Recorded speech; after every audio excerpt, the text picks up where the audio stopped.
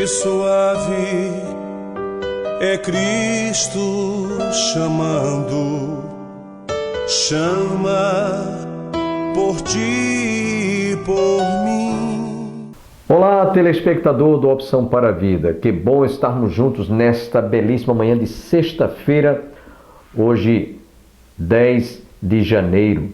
Você que está conosco nesta manhã, continue com seu coração aberto e receptivo, porque dentro de instantes nós estaremos trazendo uma palavra que nós ministramos em nosso templo e hoje ouviremos a conclusão. Eu espero que ela possa abençoar a sua vida e a sua família. Antes, desejamos lembrar aos nossos telespectadores que no próximo dia 21 deste mês nós estaremos realizando a nossa 12ª excursão à Terra Santa. Nós estaremos viajando no dia 21 e retornaremos no dia 2 de fevereiro deste ano. Porém, nós vamos deixar todos os programas gravados. Nós estaremos indo com um grupo de irmãos, juntamente com o pastor Robson, da Igreja Nova Vida, e vamos fazer um registro de toda a nossa excursão. Vamos trazer muitas novidades, inclusive estaremos visitando lugares que ainda não visitamos em outras excursões. Vai ser uma viagem cheia de muitas novidades, e nós vamos trazer isso tudo para que vocês possam viajar conosco através das imagens de toda a nossa 12ª excursão. Nesse instante, quero deixá-los com a conclusão da mensagem que nós ministramos em nosso templo.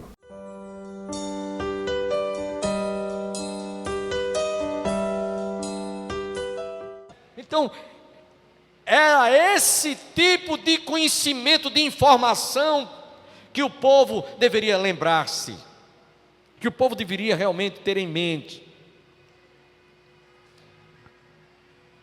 Lá no livro do profeta Isaías, capítulo 19, versículo 21, o Senhor diz assim: o Senhor se dará a conhecer ao Egito, e aos egípcios conhecerão o Senhor naquele dia. Eles o adorarão com sacrifícios e ofertas de manjares, e farão votos ao Senhor e os cumprirão.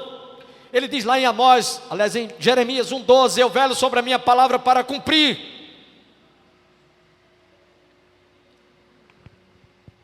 Salomão, quando foi consagrar o templo que havia edificado em Jerusalém, nos diz lá no livro de 1 Crônicas, capítulo 25,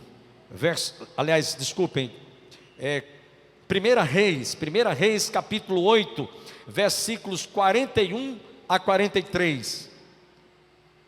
Também ao estrangeiro, ele quando disse isso aqui, aqueles que não têm o conhecimento acerca de Deus, os gentios, os ímpios, porque quando estes estivessem adentrando nesta casa, quando ele estava orando, também ao estrangeiro que não for do teu povo de Israel, porém vier de terras remotas, por amor do teu nome, porque ouvirão do teu grande nome, e da tua mão poderosa, e do teu braço estendido, e orar voltado para esta casa.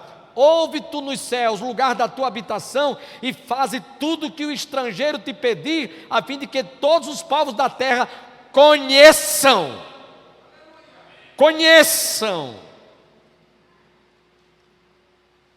o teu nome,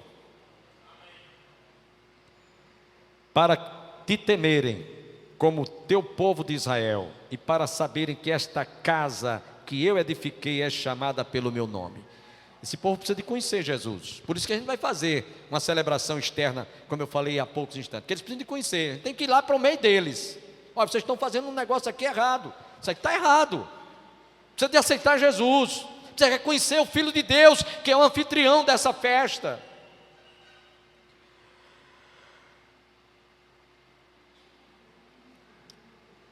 Salmo 25, versículo 4, o salmista diz: faze-me conhecer, Senhor, os teus caminhos, e ensina-me as tuas veredas. No livro do profeta Jeremias, capítulo 31, versículo 34, Jeremias diz: não ensinará jamais cada um ao seu próximo, nem cada um ao seu irmão, dizendo: conhece ao Senhor, porque todos me conhecerão, desde o menor até o maior deles, diz o Senhor, pois perdoarei as suas iniquidades e dos seus pecados jamais me lembrarei. Quando a gente conhece os atributos de Deus, o caráter desse Deus, a gente passa a ter outro comportamento completamente oposto àquele que a gente tinha antes de conhecê-lo.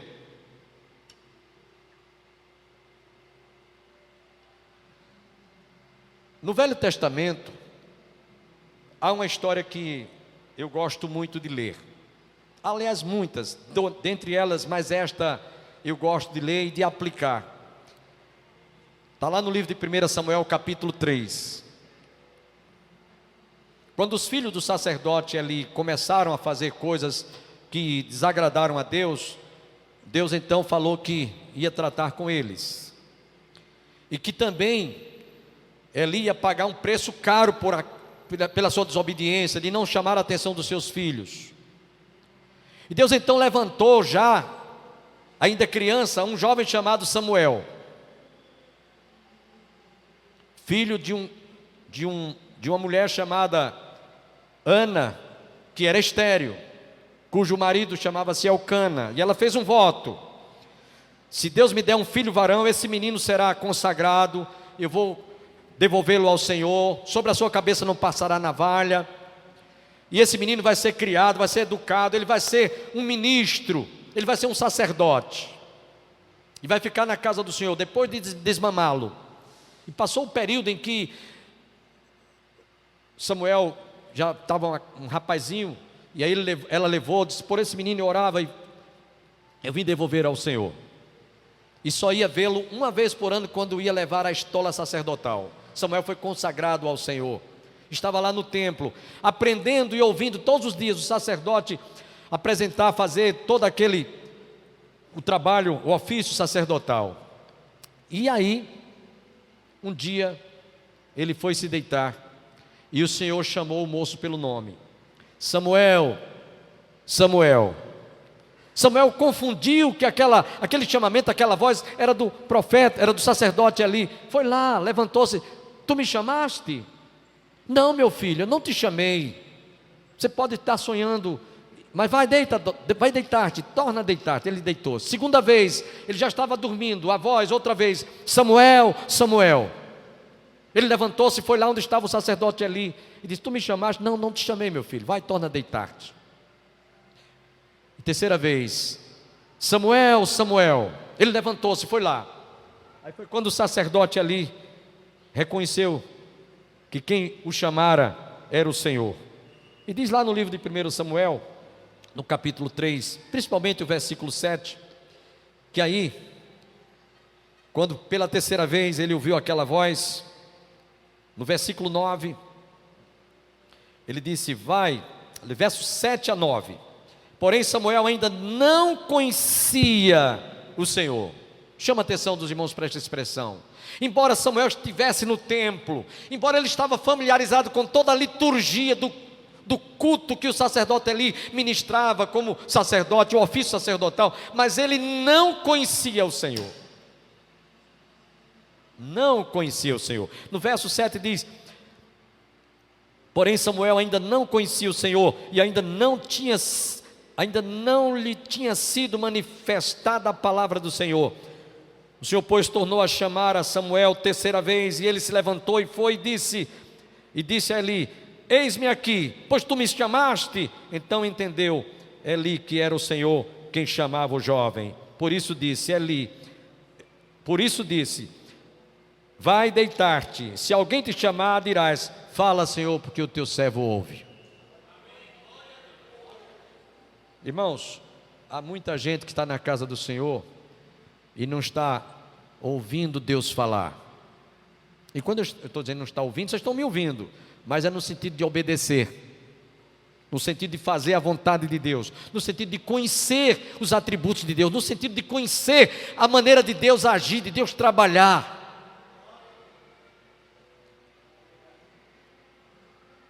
Ouve, mas não está discernindo a vontade de Deus, como Samuel. Por 3 vezes o Senhor chamou, e ele não, diz o texto, que ele não identificou que foi preciso o sacerdote ali ajudá-lo. Dizer: olha, meu filho, na próxima vez é o Senhor que está te chamando. Diz: fala, Senhor, porque o teu servo ouve. Obedeça.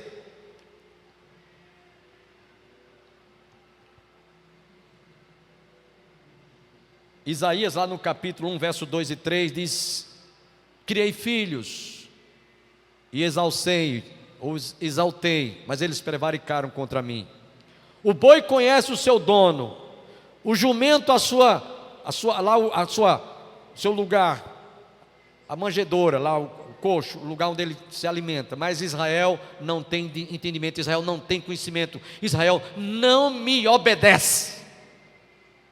Esse conhecer a Deus foi um chamamento do profeta: conheçamos e prossigamos em conhecer ao Senhor, no sentido, vamos obedecer aquilo que Deus está mostrando, aquilo que Deus tem advertido e falado contra os nossos erros, contra os nossos pecados, porque senão nós vamos nos esborrachar.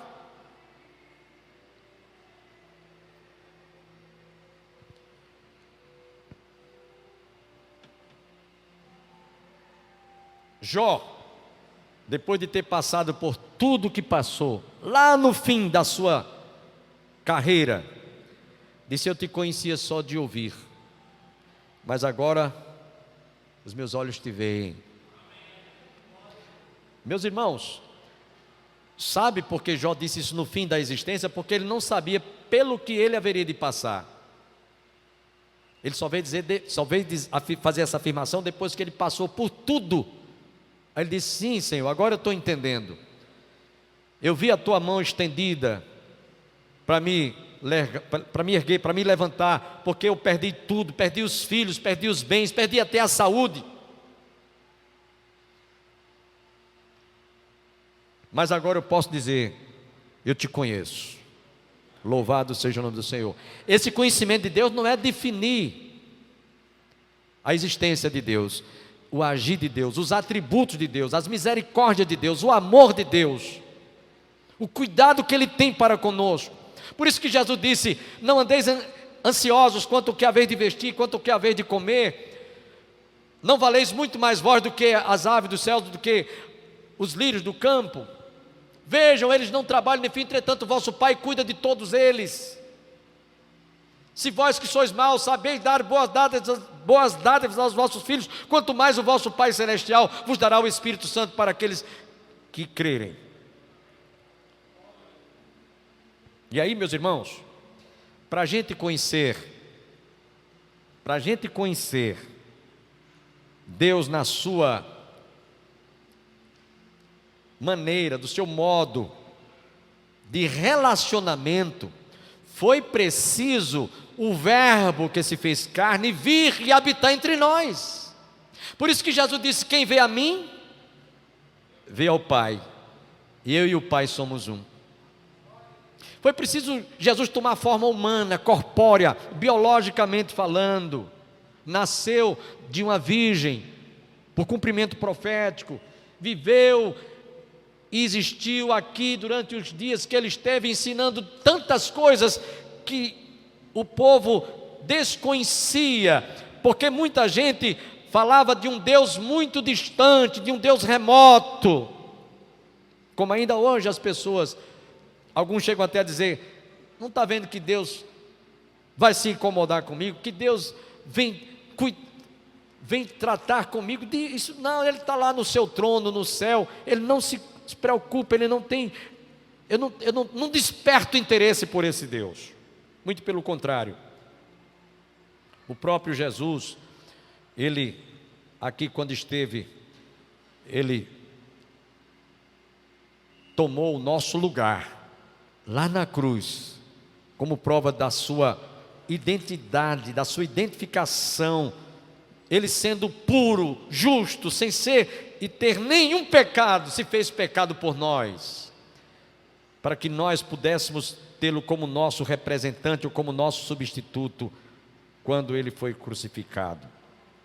Muita gente não conhece esse Deus que realmente demonstrou, revelou o seu amor, o seu cuidado para conosco.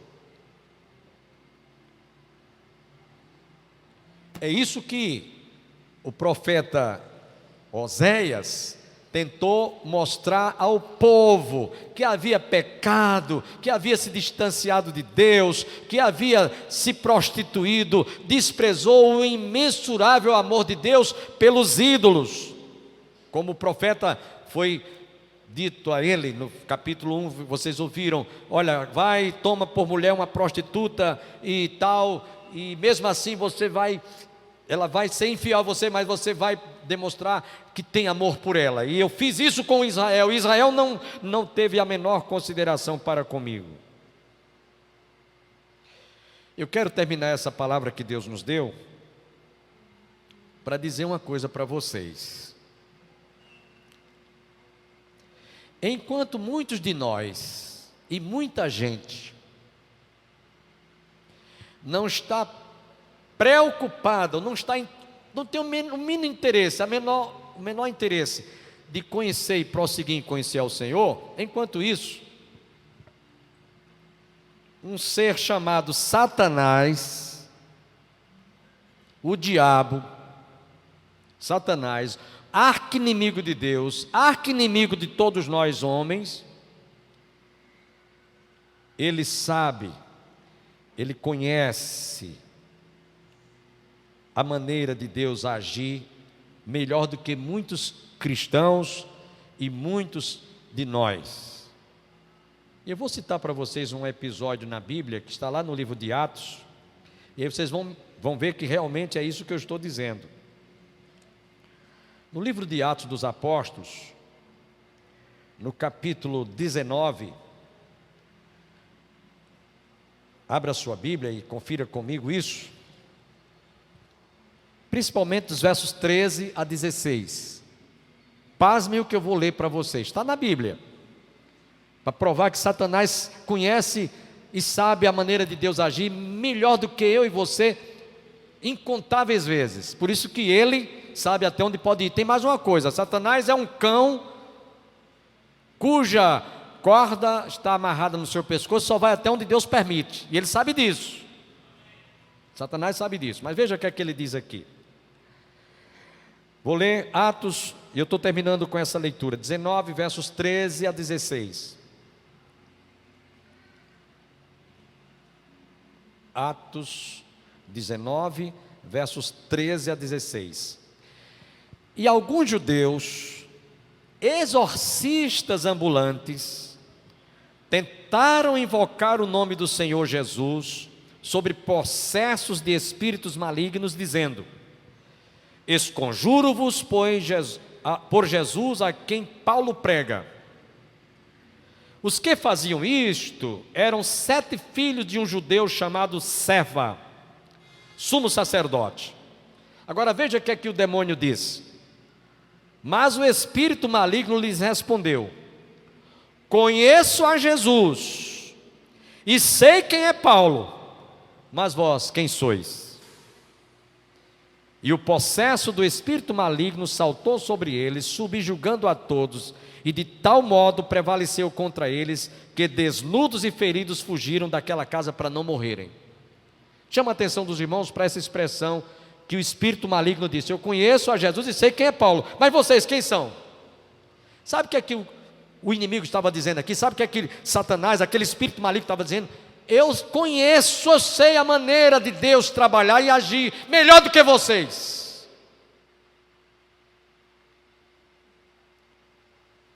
Ou seja, embora Satanás conheça, mas ele não tem o temor a Deus.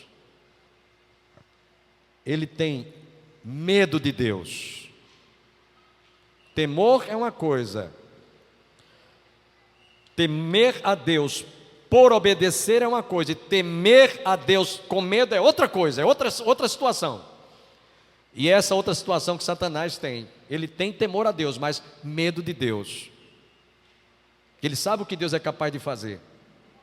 E nós, embora tenhamos o conhecimento acerca dos atributos, acerca do caráter de Deus, fazemos muitas coisas erradas e pecamos como Israel, abandonou ao Senhor, desprezou ao Senhor e foi se voltar para ídolos, ou seja, apostasia. Nesse capítulo 6,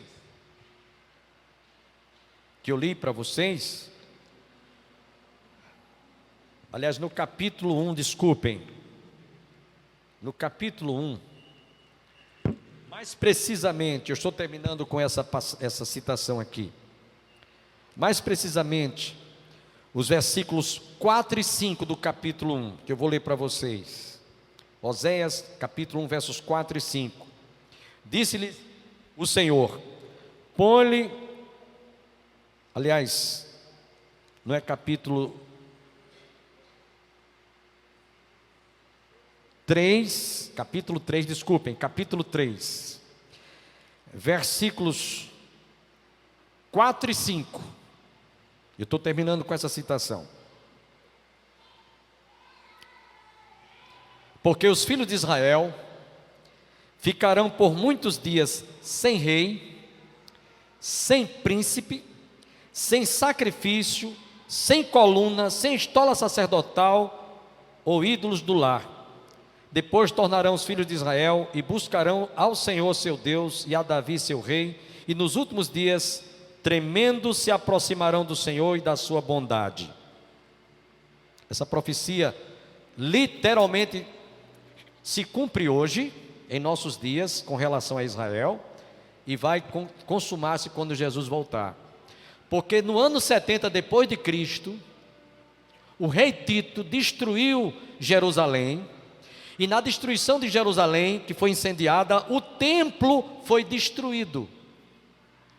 Então eles ficaram sem ter o local aonde eles iriam habitualmente sacrificar os ídolos, durante esse tempo todo, conforme diz aqui o capítulo 3, versículos 4 e 5 que eu li para vocês, e vou repetir, isso tem se cumprido literalmente, porque os filhos de Israel ficarão por muitos dias sem rei, eles desprezaram o rei Jesus, sem príncipe, sem sacrifício, não tem como sacrificar, porque o templo foi destruído e até hoje está lá, só tem o muro de Arrimo, o muro chamado das Lamentações, ou muro ocidental, sem coluna, sem estola sacerdotal, não há sacerdotes em Israel hoje, ou ídolos do lar, e depois tornarão os filhos de Israel e buscarão o Senhor, isso vai acontecer, seu Deus e a Davi seu rei, e nos últimos dias, tremendo se aproximarão do Senhor e da sua bondade. É quando Israel como nação vai reconhecer realmente e conhecer o Senhor, e reconhecê-lo como Salvador, como Messias enviado à casa de Israel. Quem pode dizer amém? Conheçamos e prossigamos em conhecer ao Senhor. Fiquemos em pé. Eu vou fazer um apelo. Não vou pedir para você vir à frente, mas vou fazer um apelo para você que está aí na bancada. Pergunta que eu vou fazer: você quer conhecer o Senhor? Quem quer conhecer o Senhor? Levante a mão. Quem quer conhecer o Senhor? Levante a mão. Amém. Eu preciso de conhecer o Senhor. Amém. Você precisa de conhecer ao Senhor. Conhecer como, pastor? Pelo que nós ouvimos. As misericórdias de Deus, a justiça de Deus, a bondade de Deus, o amor de Deus, a graça de Deus, a fidelidade de Deus, a provisão de Deus, os cuidados que Ele tem para conosco. Você precisa de conhecer. E esse conhecimento vai acontecendo à proporção que nós vamos mantendo comunhão com Ele. Amém? Vamos orar nesse instante, e eu vou pedir que nesta hora, cada irmão que sentir o desejo de conhecer melhor a Deus, e a maneira dele agir, dele trabalhar na sua vida, no seu coração, na sua família, nos negócios, na igreja, enquanto eu estiver orando, erga a sua mão, no ato de fé. Eu quero, pastor, conhecer melhor esse modo de Deus agir e trabalhar. Amém? Pai, queremos neste momento te apresentar toda a igreja aqui reunida nesta noite, num ato e num gesto de fé. Nós queremos te pedir em nome de Jesus, através do teu Filho Jesus Cristo, o Verbo que se fez carne e habitou entre nós, e vimos a sua glória, a glória como a do unigênito do Pai, possa realmente a cada dia se revelar mais e mais a cada um de nós, de modo que nós possamos conhecer o agir de Deus, o trabalhar de Deus, o mover de Deus na nossa vida, na nossa casa, no nosso coração, em nossa família, na tua igreja. Abençoe a cada um dos teus filhos que está fazendo comigo esta oração, para que cada dia nós possamos descobrir mais e mais, e prossigamos conhecendo mais e mais ao Senhor. Louvado seja o teu nome, Senhor. Abençoe, portanto, a todos os teus filhos que aqui se encontram, que nós possamos guardar no nosso coração esta palavra, e amanhã, e mais tarde, e daqui a uma semana, e daqui a um ano, daqui a não sei quanto tempo, nós continuemos fazendo esta mesma oração.